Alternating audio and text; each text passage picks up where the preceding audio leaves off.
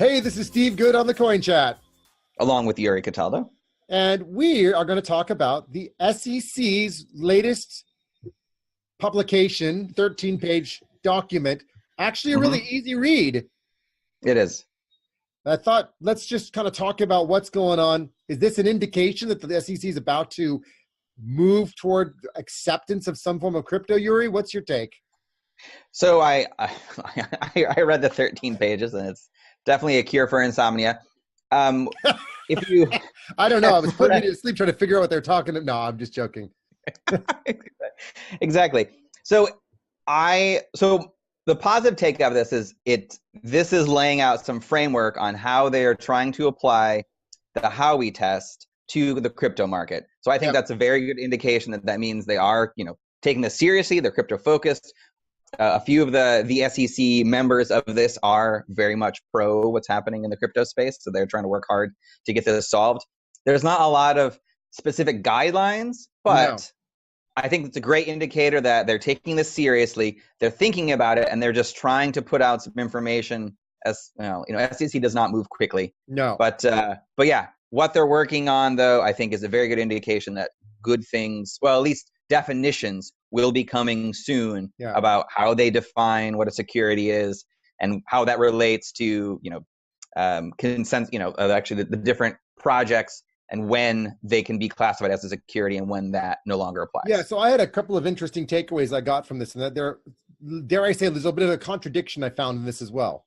Yeah. So they refer to the AP, which is the person, the active person running the company, right?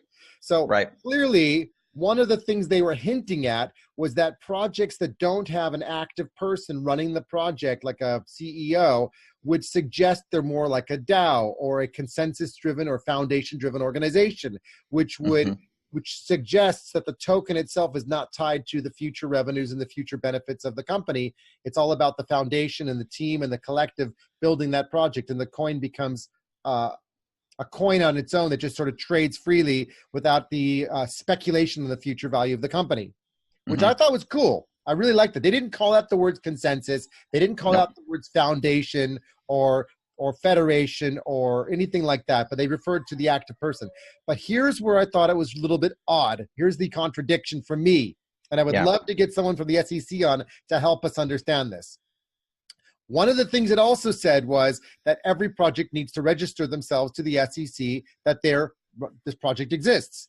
But if the project is a foundation of such and there's no CEO or leader, who the hell is going to file? It's just a group of people who created a coin, and the coin is out there with a utility that operates and runs and does something. So someone would have to still go and take obligated responsibility to sign up to that. Now, I suppose they could probably argue back, well, anybody that's part of the foundation can do that.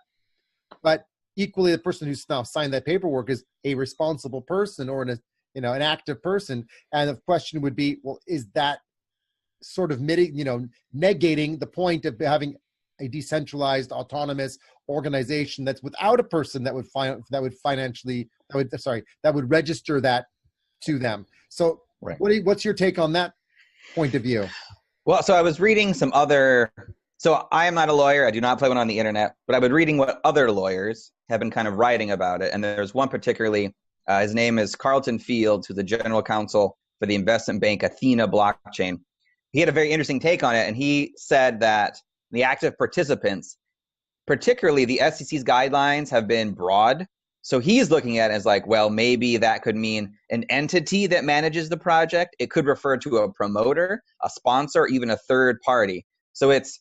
So the thing about this is these are just guidelines. They are not case law. Nobody is being held to. They're giving us indications of some potential thoughts around what we need to be considering.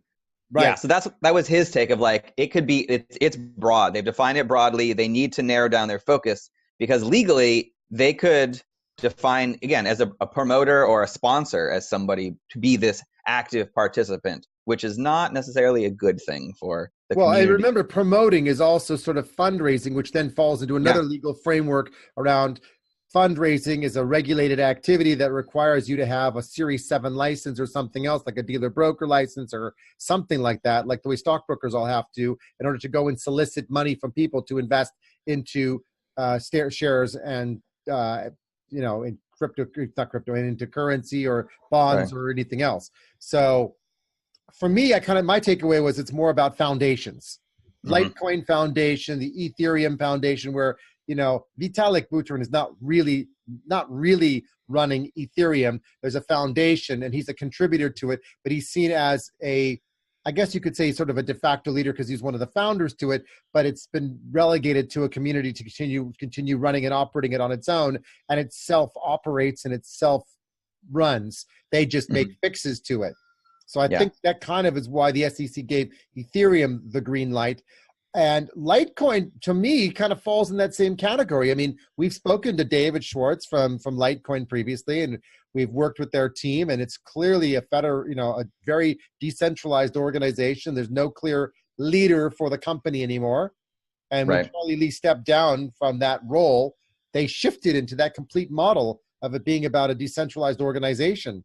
And I would have thought they would kind of be one of the ones that would be next in line for approval from that standpoint, for example. Well, maybe.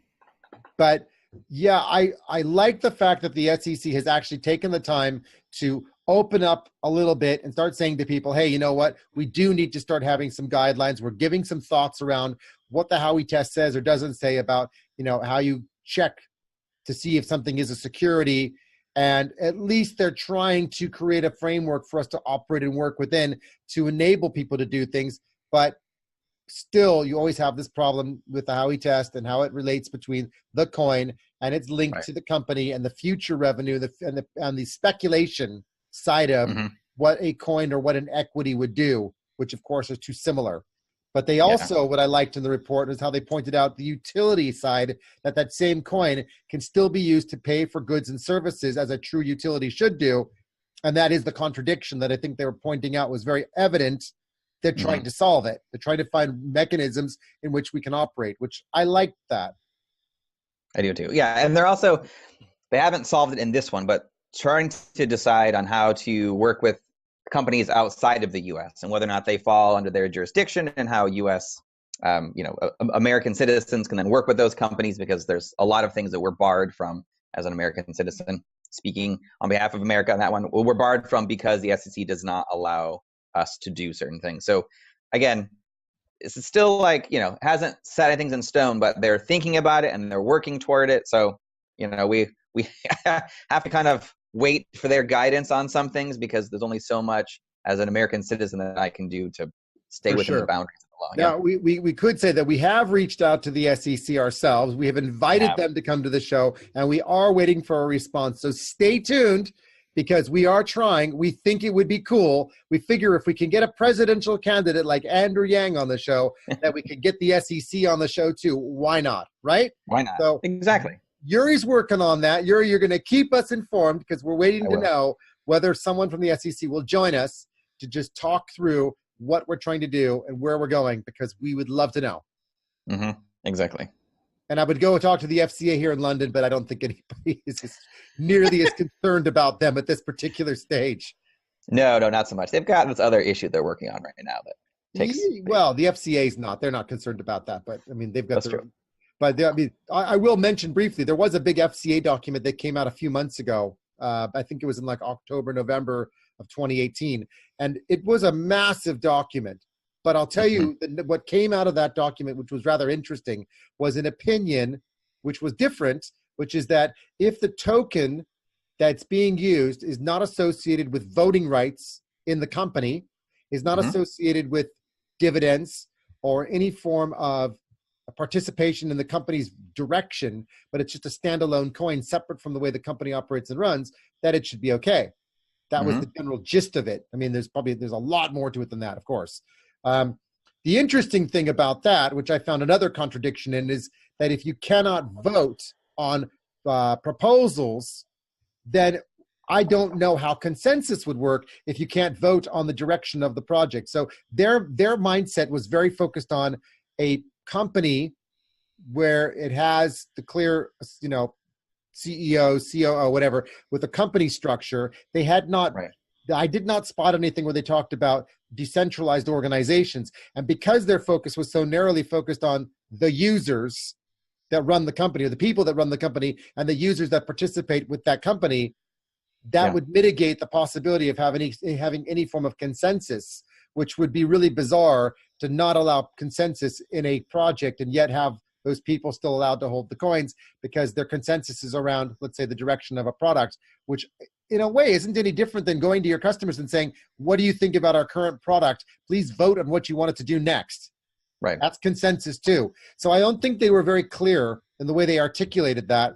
So I was a little bit more critical of that point, but they seem to be paving a different path, which is so long as the coin is not associated with the assets or the company or the dividends or the voting rights at the board level of the actual corporate direction, that the coin should probably be okay. But they've not said that's the law. They've just said that seems to be kind of some guidelines that are worth considering. Okay. So different, obviously, from the US, which is also equally cool. But we'll put a link to both of these articles so people can have a look. And I mean, I don't expect many people are going to want to read about the FCA doc because it's so big, but it's still worthy of a skim because it's really interesting. So it is, yes. Same with the SEC document. I mean, it is interesting again on how they're trying to apply the Howey test and work through that systems. So if nothing else. Yeah. The SEC document is a breezy 13 pages. It's actually a really easy read. It is very, very easy to kind of skim through. It didn't take me long at all just to get the gist of what they wanted to say. And I'm interested now to see where they're going. So please, someone from the SEC, come join us. We would love that. We've got lots to talk about with you. You've got lots of questions. I'm sure you'd love to ask us questions about what's going on in crypto, and we would be very happy to work with you guys. So it's out there. We've said it. Great. Yuri, always a pleasure to see you. Thank you, everybody, for listening, watching, subscribing, and liking, and give us a thumbs up or giving us a little ringing of that bell. We'll be back again with more exciting and interesting content and other guests. See you soon. To the moon. Until next time.